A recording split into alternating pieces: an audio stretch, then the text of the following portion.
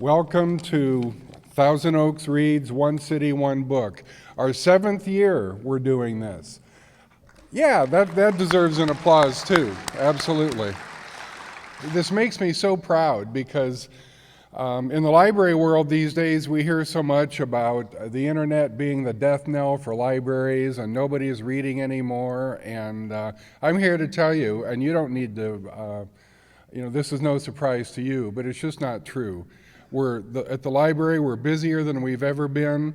It's changed the way we work. We used to answer a lot more reference questions than we do now. We now train people to search databases, things like that. So you may rest assured that reading and libraries and books are very, very healthy, and I thank you for your part in all of that. So please give yourselves a hand. Now, one question we often get in relation to this program is, how do you choose the book? And we have a committee, mostly library staff. There's one person from the Friends of the Library, and we do have certain criteria. And I'm going to violate speaking procedures and look down and read this. We look for high literary quality.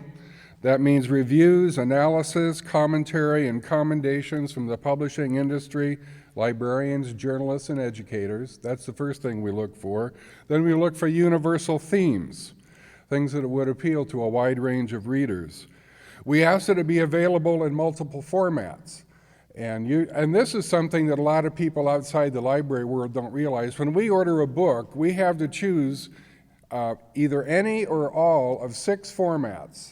And I'm not even sure I can remember them all. I know there's hard copy, paperback, audio, large print, ebooks, and I'm sure there's one more. So that's part of why library materials budgets don't go as far as they used to. A book also needs to be discussable. A book needs to lend itself to creative public programming, and all of our books, but this one in particular has been very good with that. The author availability. We would like the author to come. In fact, we insist that the author come and spend an afternoon with you. So we're thrilled that we're able to do that. One thing new that we've added this year we have behind us posters of all of the One City, One Book selections. And just to refresh your memory, Extremely Loud and Incredibly Close in 2007 by Jonathan Safran Foer, What is the What by Dave Eggers, The Soloist by Steve Lopez in 2009, Sweeping Up Glass in 2010 by Carolyn Wall, Hotel on the Corner of Bitter and Sweet by Jamie Ford, When the Killing's Done by T.C. Boyle, that was last year's choice, and this year we have The Art of Fielding by Chad Harbach. This library and this particular program would not be possible without the support of the community, and the support of the community, which of course includes you, comes to us through the City Council. I'm very pleased to be able to introduce, as I have for many years now, one of our council members who's a true reader and a true champion of this program. Would you please help me welcome Council Member Jackie Irwin.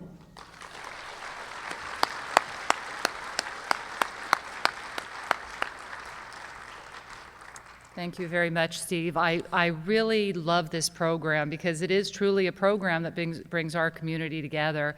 When this book is announced in the spring, our book club buys it. I'm sure your book club bought it. And we have a lot of individuals starting to read. You see people opening the book in coffee shops, and then there's programs all through the community. Last week we had a program at our local university, Cal Lutheran. Chris Kimball was the moderator of that program, and we had 2 baseball greats, Steve Garvey and Steve Yeager there, so it was very exciting that the university joined us also. Dr. Seuss once said, the more you read, the more things you will know, the more you learn, the more places you'll go. And certainly with this program, we have gone all over the world over the last 7 years. We've traveled from post 9/11 New York City to war-torn Africa, to the streets of LA, to the hills of Kentucky, to World War II era Seattle, to the Channel Islands, and this year to a college campus in the Midwest. The Art of Fielding, as you know, is a novel about relationships surrounding the members of a college baseball team and their various struggles as they find their way through life. I can't wait to hear from Chad Harbach today. I heard it took him 9 years to write the book. Talk about perseverance. So on behalf of the entire City Council, I want to thank the library and the Thousand Oaks Reads Committee, who continue to whet our appetite for literature and cultural offerings year after year. I want to thank you, the community, for making this possible. And I want you to remember our theme: when we open a book together, we close it in greater harmony. I hope you enjoy the speaker.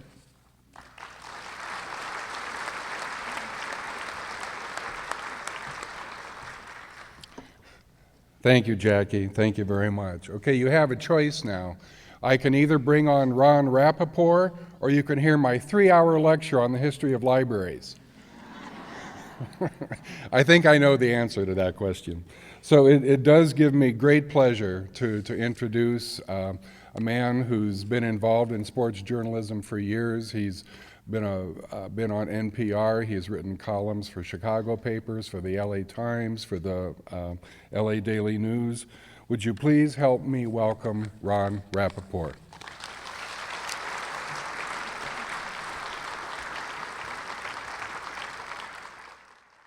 Thank you, Steve, and thank all of you for being here. I should first apologize for my voice. I was out with some crazed Red Sox fans the other night. And I'm afraid it got a little out of hand.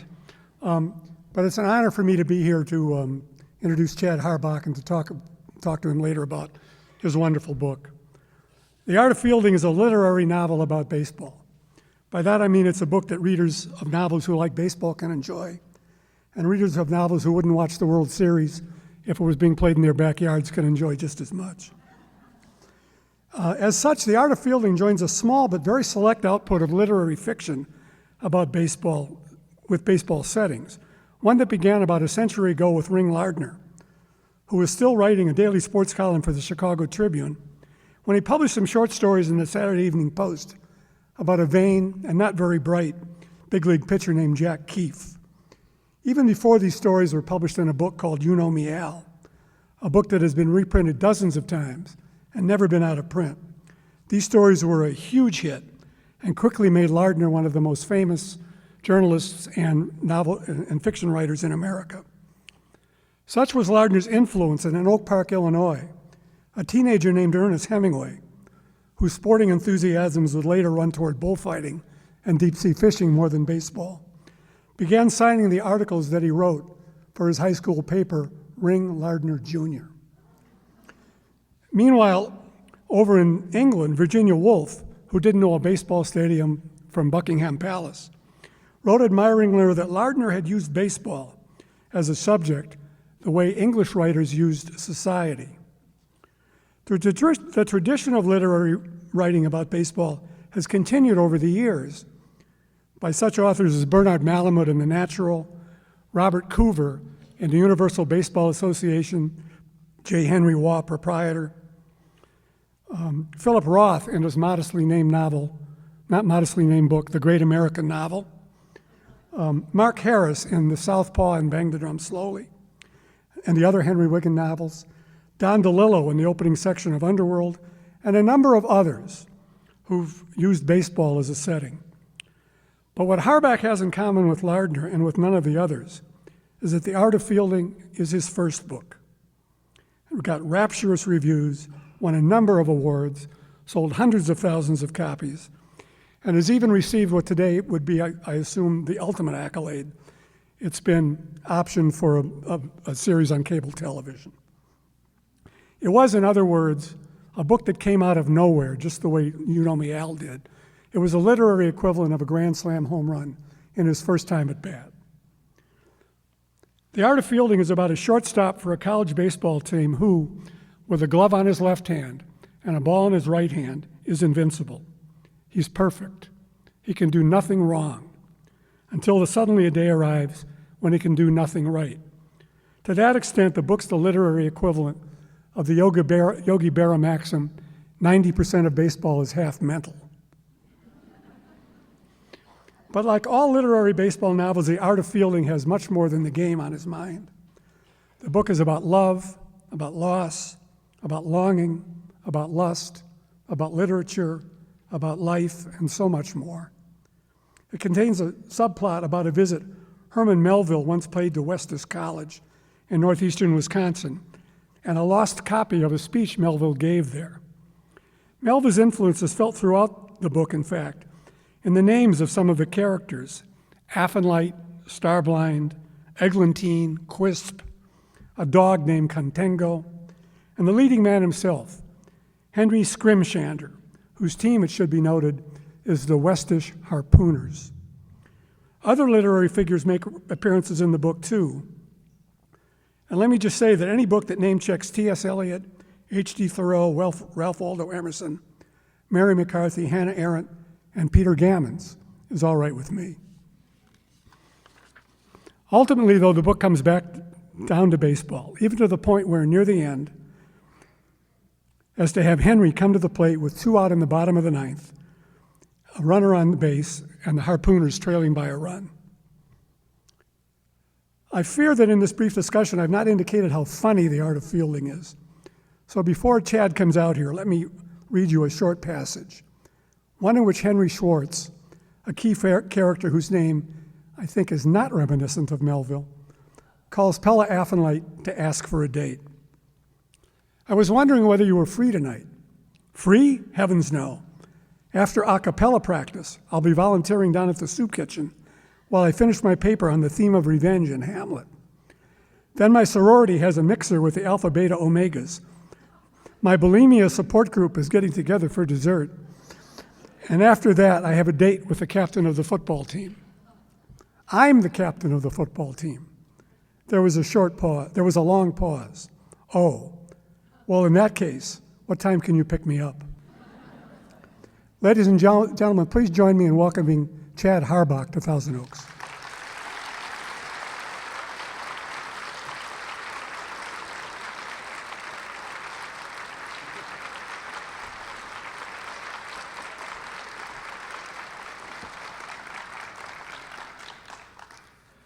Wow.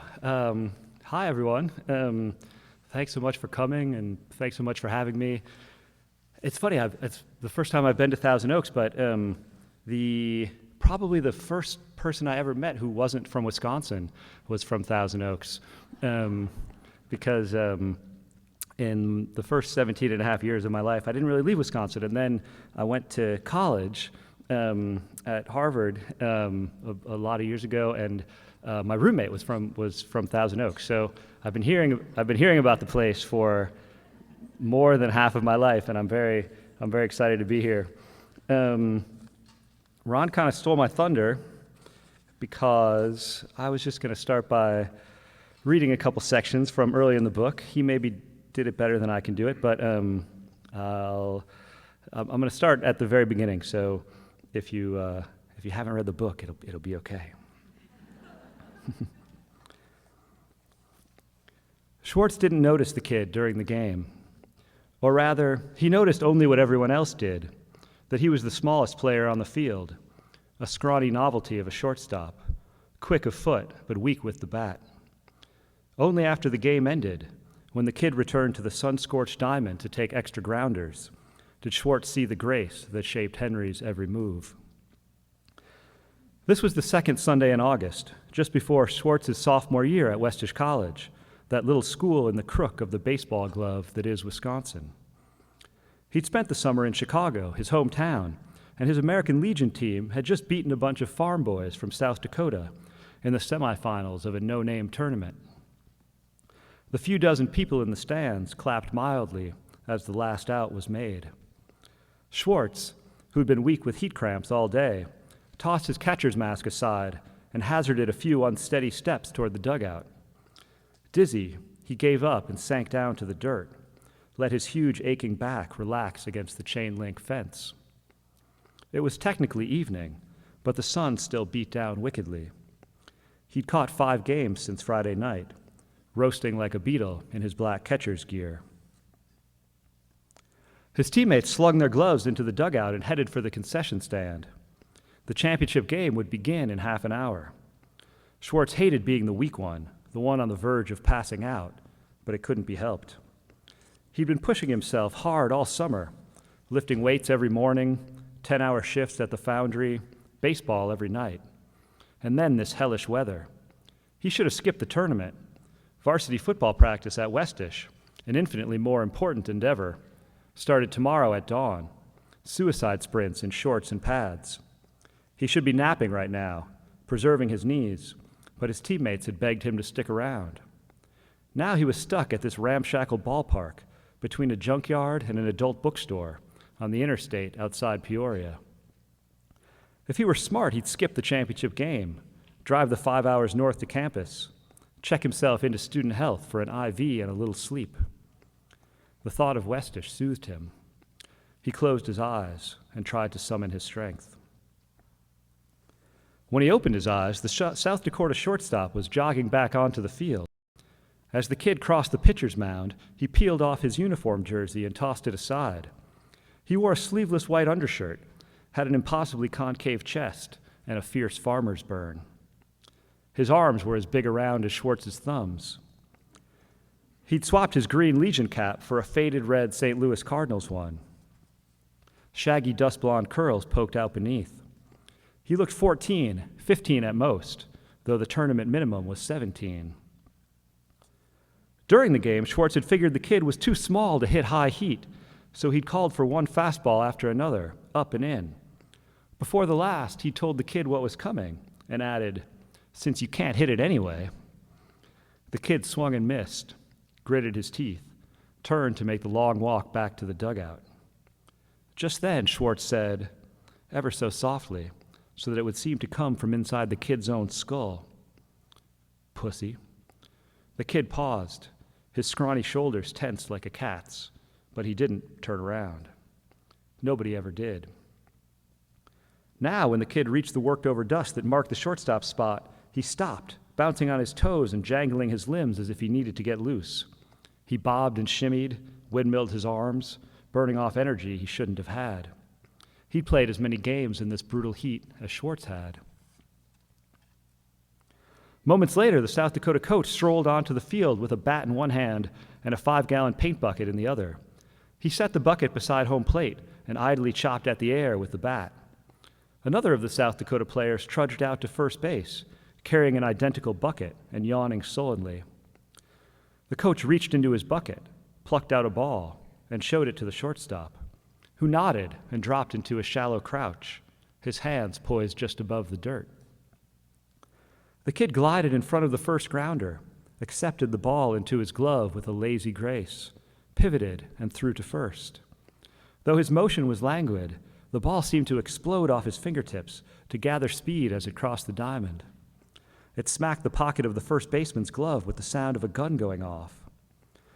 The coach hit another, a bit harder. Same easy grace, same gunshot report. Schwartz, intrigued, sat up a little. The first baseman caught each throw at sternum height, never needing to move his glove, and dropped the balls into the plastic bucket at his feet. The coach hit balls harder and farther afield, up the middle, deep into the hole. The kid tracked them down. Several times, Schwartz felt sure he would need to slide or to dive, or that the ball was flat out unreachable, but he got to each one with a beat to spare. He didn't seem to move faster than any other decent shortstop would, and yet he arrived instantly, impeccably, as if he had some foreknowledge of where the ball was headed, or as if time slowed down for him alone. After each ball, he dropped back into his feline crouch, the fingertips of his small glove scraping the cooked earth. He barehanded a slow roller and fired to first on the dead run. He leaped high to snag a tailing line drive. Even at full speed, his face looked bland, almost bored, like that of a virtuoso practicing scales. He weighed 1.25 bucks maximum.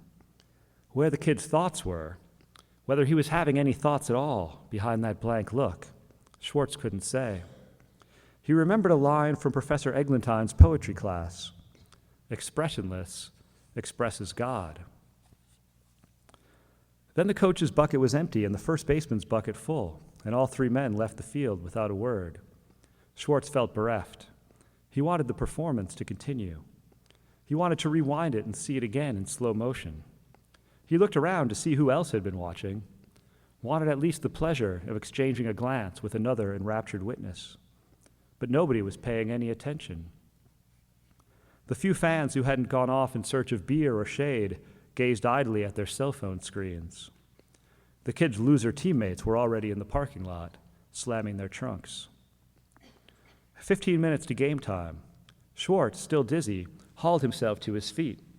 He would need 2 quarts of Gatorade to get through the final game, then a coffee and a can of dip for the long midnight drive. But first he headed for the far dugout, where the kid was packing up his gear. He'd figure out what to say on the way over. All his life, Schwartz had yearned to possess some single transcendent talent, some unique brilliance that the world would consent to call genius. Now that he'd seen that kind of talent up close, he couldn't let it walk away. Yeah.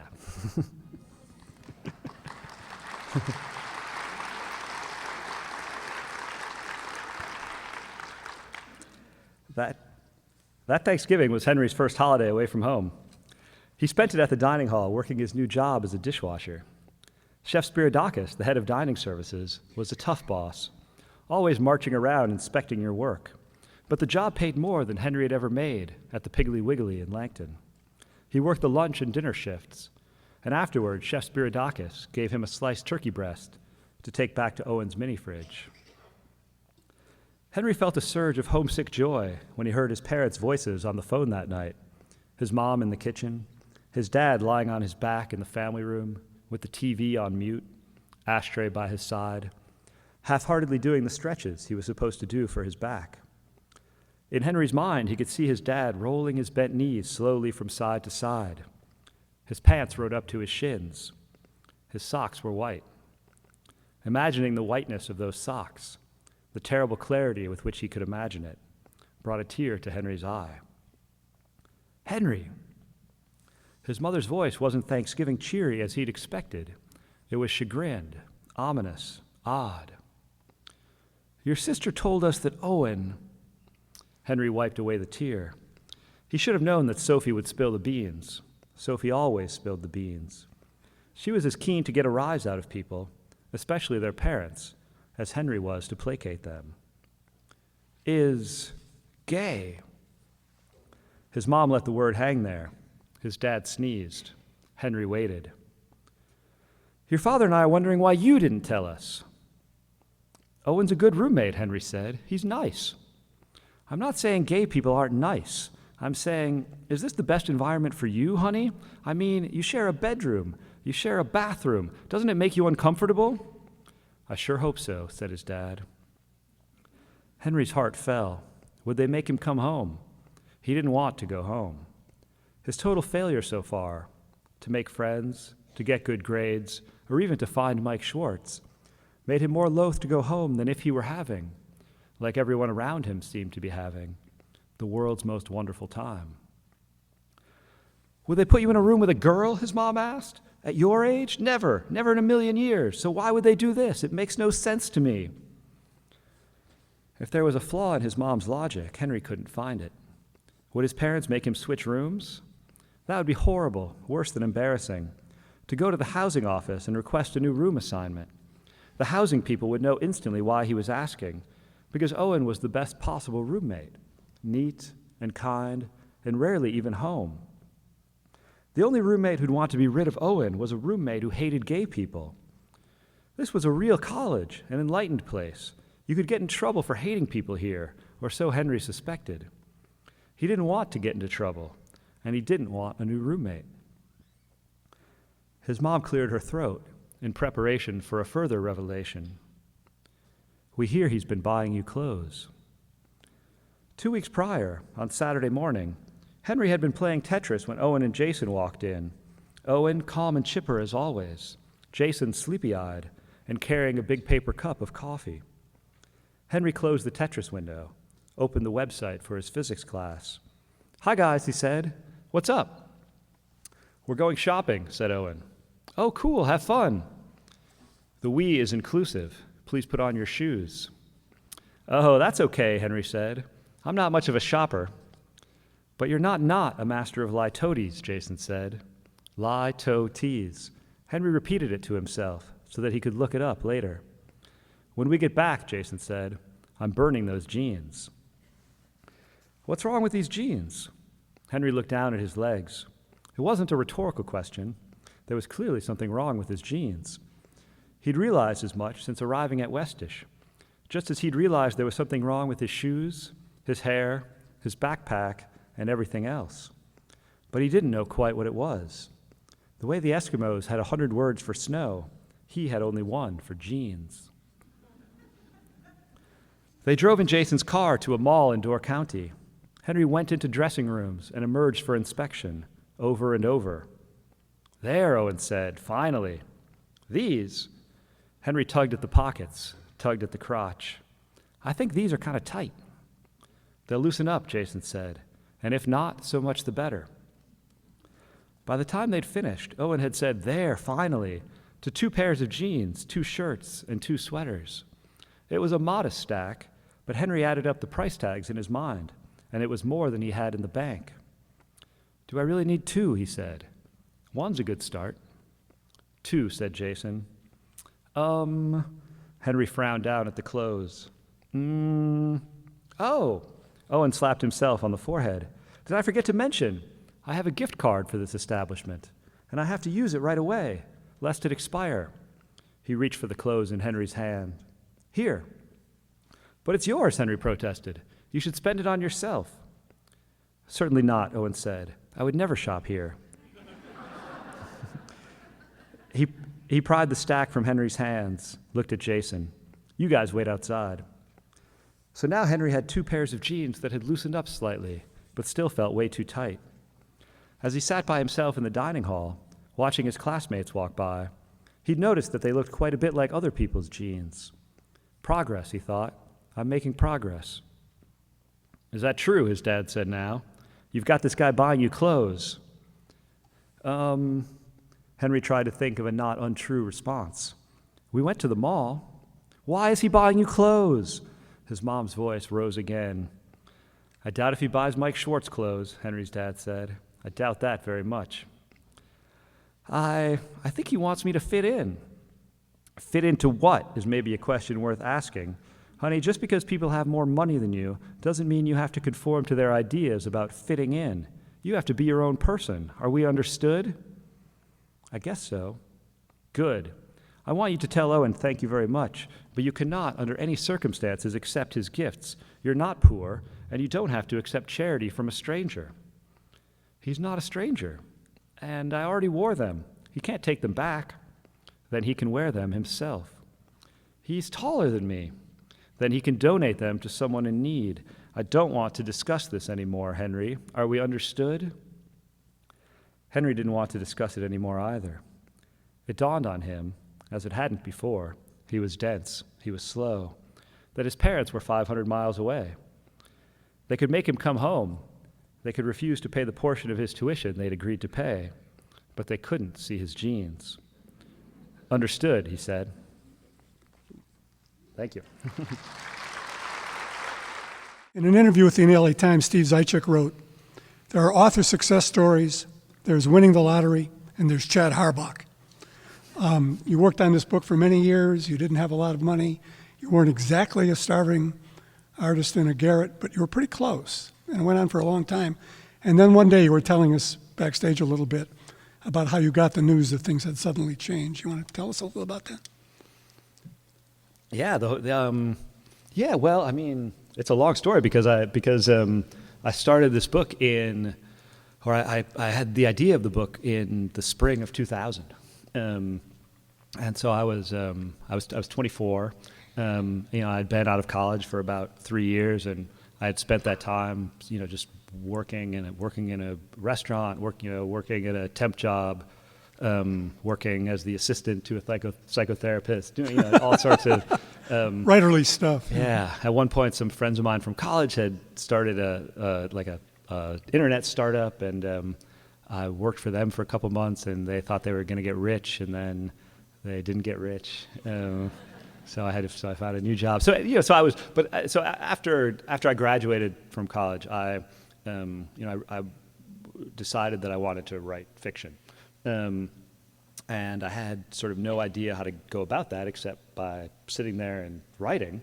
But of course, I also had to earn a living. So, so for the first 3 or 4 years, I just I went to work every day, and then I went home at night and wrote every night, and wrote a whole series of terrible stories that I would send back and forth to one friend of mine. And finally, I wrote one really good story, and my friend was like, "That's a really good story." And that kept me going for a few years, even as I went back to writing some really terrible ones immediately thereafter. But during this period, I had this idea, and the idea began with just a shortstop who loses the ability to throw the ball and has to work through this crisis. And I became just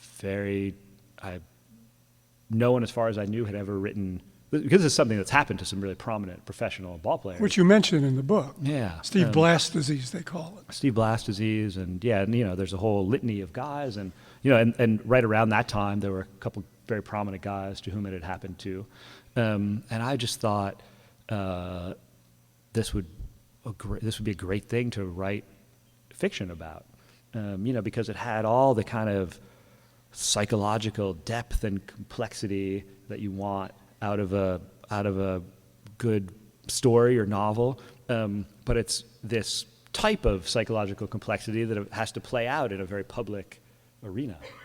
And so I just became really attached to this idea, and I, because I'd been to college, but I'd never been a professional baseball player, I decided to set it at a college. And so quickly I had this whole setting. And I started to work on this book. This is a really, I've really gone back in answering your question. But and so then I worked on this book. I worked on it for years. But I had this. I knew from the outset, or I felt from the outset, that I had this kind of idea that was beyond me at the time. Like, I wasn't yet a very good writer. I had this very sophisticated idea for a book, and I had this idea for a very kind of complicated book with several points of view and several characters interweaving together. But I think I knew from the outset that I was going to have to kind of teach myself how to do that as I was doing it. And I knew from the outset this wasn't going to be like a 1-year project or even a 2-year project. Now, if you had told me that it was going to be an 11-year project, I would have gotten very sad, and if you had come from the future on and you had said, "Chad, guess what? You're going to be 33, and this book will be, just still sitting there like in your notebooks," I would have given up right there. So then I worked on the book for many years, and finally finished a draft of it in the beginning of 2010, and then. The moment when I really understood that it was going to become something was, I went to look for an agent after I'd finished a draft, and I got turned down by a lot of agents before finding one, and so that was a distressing time as well, because all these agents were reading the book and saying, "Oh, I don't see this being like a book that that I want to represent or that people are going to read," and I was like, "Okay." And then I found my agent, and a couple months later we sent it out to publishers, and got kind of the opposite response, where all of the publishers responded like really enthusiastically right off the bat, and so I had this wonderful couple of weeks. And at the time, I had been working as a copy editor for some years. I had lost that job. My roommate and best friend in New York, God bless him, was actually paying my rent at the time, and he was like, he was the person who, he was like, "You'll sell your book and you'll pay me back," and I was just like, mortified at the whole thing. But it was a kind of it was a very low moment, and then we sold the book, and a lot of stuff changed. You were talking about reading the first reviews and knowing Yeah. that the publisher was going to be as happy as you were. Yeah, I mean, it was, the book came out on Labor Day, or the day after Labor Day in 2011, and so all the reviews were posted, and so several papers. You don't know this stuff in advance, but it turned out that several newspapers and big newspapers, the New York Times and the Washington Post and the Boston Globe, all were going to review the book on that Tuesday that it came out, and so on Monday night, this means now that the reviews go up online, and so. I mean, my publisher had pretty, modest expectations and hadn't made very many books, and of course I was just like a wreck, and I hadn't done anything for a month, but just sort of sit in my chair and rock and wait for the reviews, and then it was this, and then I mean, it's indescribable because I just sort of sat there on my computer, and this series of 4 or 5 really wonderful reviews popped up just one after the other, and I just sort of was, it's not a very, it's an incredibly exciting moment for me, but I mean, I just sat there like kind of in a catatonic and didn't blink for like 4 or 5 hours. I can imagine either that or you'd cry or something. Yeah, well then I got drunk and I cried, and then I forgot that part. yeah, but yeah. Mm-hmm. And now the book has become a big hit internationally, including in many countries where they don't play much baseball. Yeah, I mean, it's really true. I mean, I just got back from Italy where they don't play a whole lot of baseball, and got a really nice reception there. But I mean, I think it's true. I mean, Little Brown, my even in the States, when I remember the first time I talked to my editor, Michael Peach at Little Brown, before he even bought the book, and he was like, nobody buys baseball books. And I was like, huh. And and then he was like, and they certainly don't buy books about gay relationships. And then of course, he meant it. He meant those things. So it was remarkable for me. Like even when the book came out here, my publisher, and they're very smart people. They know what they're doing, and they were at great pains to not to like sort of disguise the fact that the book was about baseball. So I sometimes would, I would have fun with this sometimes with interviewers because people say, well, what do you think your book's about? And I would say, it's about love. Yeah, my publisher told me that it's about love, and it's not about baseball. We've got some questions. I'll get to them in a minute. You talk a lot in the book, many times, and some of the passages struck me, and I've written them down, and maybe quote one or two of them to you, about the craft and the thrill of writing. Early in the book, you have the president of the college, Gert Affenlight, come upon the lost speech by Melville that he supposedly gave at Westitch, in which Melville talks about when he first became a writer. Affenlight says a single magical sentence wanted to make him roam the world and write books about what he found. This is his response to reading Melville. Is that sentence autobiographical at all? Is that your feeling about writing? Yeah, I mean, yes. Yeah, certainly autobiographical for one thing, just in the sense that Melville and reading Moby Dick, which I did when I was about 18 or 19, was a very formative moment for me in terms of wanting to become a writer. And it was a book. I read the book in college, and before that I had avoided it very strenuously because people are like, oh, you should read Moby Dick. You're not going to like it. It's very boring. It's all about, like whale innards, but you should read it anyway. And then I actually took an entire seminar on the work of Herman Melville my sophomore year of college, and I started to read this book, and it's like the most kind of musical and brash and also very funny book. I mean, and just the kind of most beautifully musically written book in English. So for one thing, that book had a really profound influence on me, and just sort of the desire to, on some level, do not that, but something, something that aspires weekly toward that. But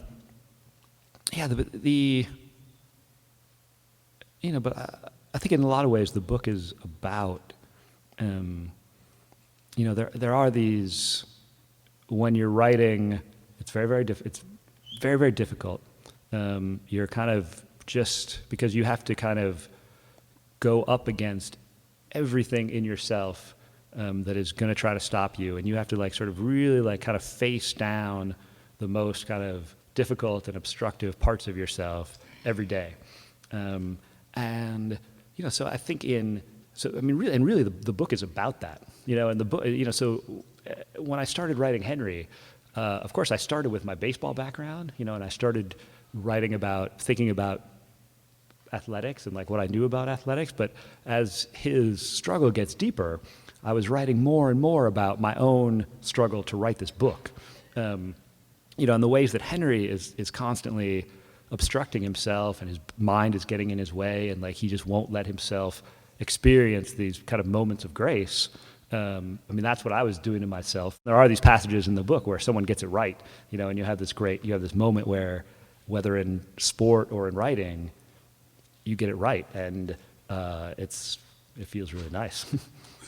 So in a sense, The Art of Fielding was your Moby Dick.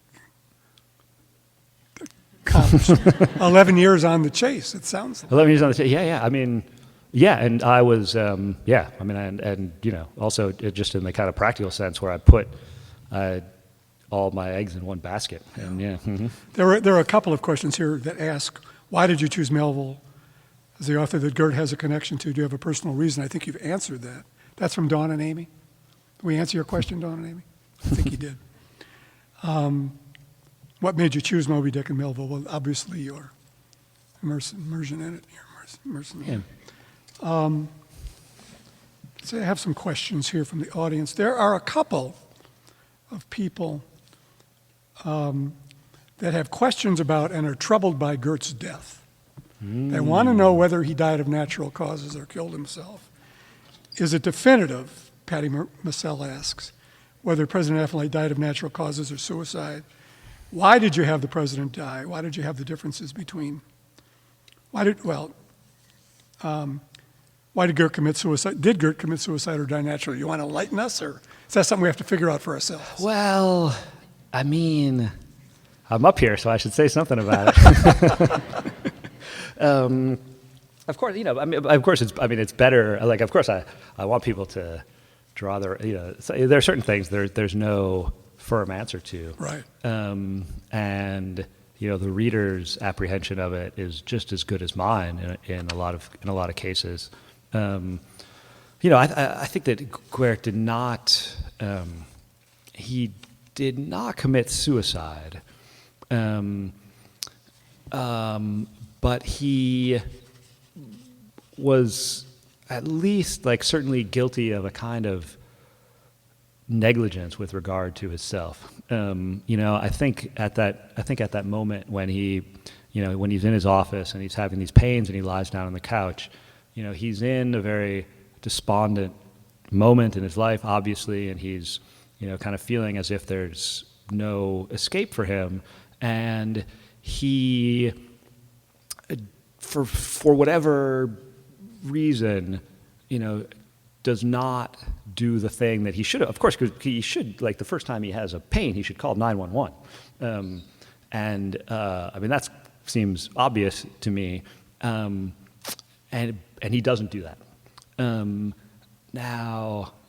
So what you call that, and how you kind of reconstruct that, and how you figure out what was going on with him psychologically in that moment. You could take various approaches to it, I think, but I think it exists in a kind of gray area between, it's not suicide, but I think there's a level on which he knows that something's going on, and he doesn't do anything about it.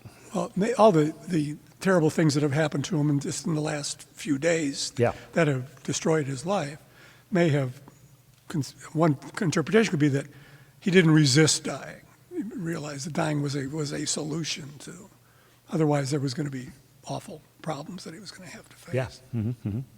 Another aspect that seems to trouble people is digging up Gert's body. When Pella digs up her father's body and takes it in. Here's Karen Schweitz. I thought Owen's soliloquy on the soul during Gert's second burial, quote, was one of the best things I've read in a long time. On the other hand, I found the burial in the lake jarring. How many readers have told you the end of the book was both one of the best and worst in a while? I hope not too many. And there was another on the same subject, Karen K. Foucher.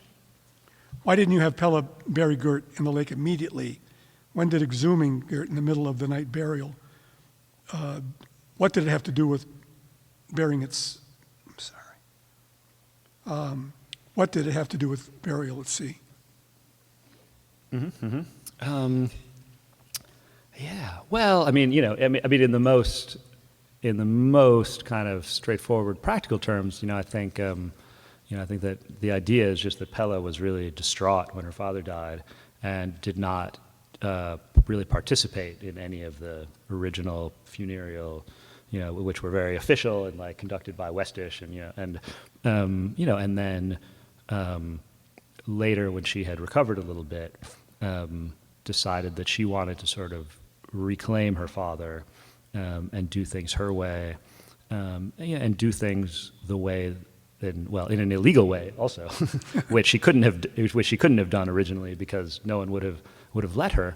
But it's and of course it has to do with in Gwert, when he was young, he spent 4 years at sea. And I think a lot of his love, really deep love for Westish College, has to do with the fact that it's on this lake, and that he kind of his kind of deep love of Melville and the water and Lake Michigan and the college are all really tightly bound up together. And so Pella, who is a person of pretty powerful impulses, kind of begins to feel this and says, this is a ridiculous idea, but this is what we're going to do.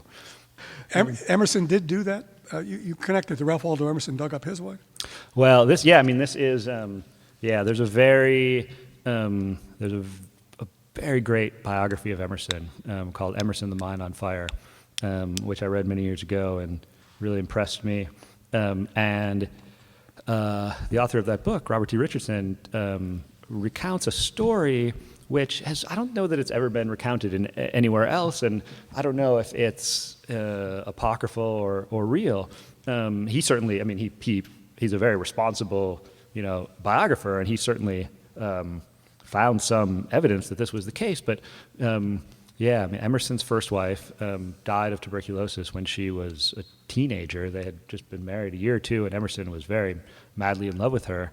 And the story, the probably true story, is that a while later, after Emerson had been through a certain cycle of his grief, went by himself and dug up the grave because it was the only way that he was going to come to terms with her absence, and what she had become, and so this, so it's a very true or not. It's a kind of very powerful evocation of Emerson's kind of philosophy of life, and his kind of insistence on. It becomes a sort of story about the insistence on experience and doing things for yourself and really interacting with the world, even when the world is incredibly frightening and terrifying. And so that was certainly the end of the book. Certainly plays off of that story. You talk about it's interesting because they got 3 or 4 of them out there digging Gwert up, and it's complicated and difficult, and they start wondering, how did Emerson do this? Just physically by himself, and did he have help? Right. It's good. Joan Yu wants to know, your characters are reluctant to leave the college world. Did you personally feel so attached to your school that you wanted to stay there forever? No way. It's funny. I I mean, I grew up in Wisconsin in a kind of little industrial city and went to Harvard, and this was it was a powerful culture shock for me to do this. And I really didn't, it's funny, I really didn't like college very much. I mean, I felt like deeply, not academically, I liked it, but kind of socially and in every other way, it was completely overwhelming to me. Like, I was just an incredibly naive, and I was like Henry going to Westish. I mean, that's probably the most autobiographical part of the novel. It's just this really naive, unsophisticated, kind of middle class at best kid, from going out into the world and meeting these people who seemed to him like so much older and more sophisticated and worldly. So I had in some ways it's funny, I mean, college is for me something that has grown rosier in retrospect, and now I'm like, I think a lot of us have that experience. Glory days in Harvard Yard, and but at the time I was like, I was just I don't know what I did. I was just like, but I think there's, but it was, I mean, there were things that I loved about it as well, and friendships that I made there that I still have, and also I think it's just, for me, it was like a second birth in a way, because it was the first time that I had been taken out of this little place that I had grown up in, and I was like cast out into an entirely different world. And so that made everything that happened to me in those first couple of years of college really intense. So I think that I developed like and when you have experiences of like this kind of intensity, you remember them really intensely. So I think that it was easy for me to set a book in this world, because college, regardless of which parts I had liked or not liked, had really it made a deep impression on me, so that I could recall it in really kind of visceral detail. Yet, at the end of the book, Henry and Mike stay. They don't leave Yeah. college. They could have. Yeah. Henry, in particular, was thinking, I got to get away from this place. But he stays. Yeah. And in fact, the book ends kind of, it could almost have to be continued at the end. It could be. Yeah, and I mean, it's certainly, regardless of my autobiography, like that's certainly a major theme of the book, is that, Mike and Henry and also Gwert, they don't want to leave Westish. And I think that's true for a lot of people, that college it's funny, I think that college in the US a lot of times, it's a kind of utopia. For a lot of people, it's. Things are. I also, I did an MFA a few years later, and so I spent a couple years at the University of Virginia. That was a much nicer time, really personally. But it's a university. It's very nice. You have health insurance. You have a nice gym. All the people are like kind of very smart and friendly, and like there's this collegial atmosphere. And so I think for a lot of people, college, it's like a lot of the kind of American utopian impulse gets channeled into college, and now in the last few years we see this in very stark terms with so much more attention to how deeply people go into debt during college, and then how they don't get a job when they get out, and so there's this there is, I think, in the U.S. like a real division between you go to college and you're in this very kind of conducive little place that is really enjoyable and takes care of you, and then you get kicked out. You're like, I could stay here forever, and then you get kicked out like into a very frightening set of circumstances. And so I think I think that's a lot of what the book is about, with Henry and Mike, and then also in a different way Gwert, just wanting to make their home in this place where you're not really supposed to make a home. You're supposed to pass through it. Carol wants to know, what is N+1 and what does it mean? Yeah, great question. N+1 is a magazine. It's a really good magazine of literature and politics and culture, which I founded with some friends in 2004. and is we're based in New York and is really going strong. What does it mean? Well, it's the title of the magazine began as a joke because this was in. I had one close friend from college named Keith Gesson, and from the moment we graduated, we wanted to start a magazine. We had this imaginary magazine that we were very eager to start, even though we didn't really do anything about this. We just talked about it. And one day, Keith called me up. It's like 1998 or something. I just graduated, and he was very sad. He was depressed about our imaginary magazine. He thought it wasn't doing well. And he was like, Chad, I don't even know why we're doing this. I don't know why we bother. There are all these other good magazines out there. And he named some of the nice independent magazines of the late 90s, of which there were several. And he went on like this for a few minutes, and then I just said, well, N+1, meaning that the reason we want to do this thing is that we actually do like kind of find something missing in these other places, and like we do feel like there's a step forward that needs to be made. And so we began to call the imaginary magazine N+1. And we did so for the next 5 or 6 years until we founded the magazine with 3 other friends of ours. And then we had many long, intense 12-hour meetings during this period. And so the other people, they said, well, what are we going to call the magazine? And they start writing, names on the chalkboard, like the octopus and and the ugly statesman and whatever, and we were like, what do you mean? It's called N+1. And they were like, that's a terrible name.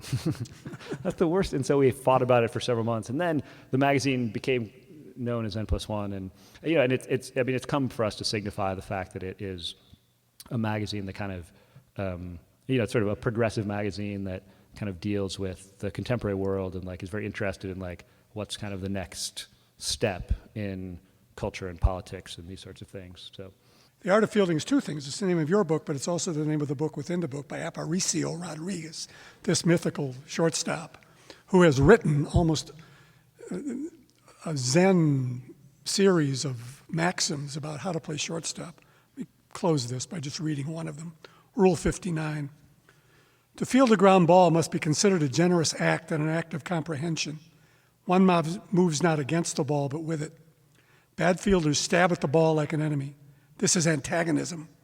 The true fielder lets the path of the ball become his own path, thereby comprehending the ball and dissipating the self, which is the source of all suffering and poor defense. What can I say? Thank you for being here. thank you guys.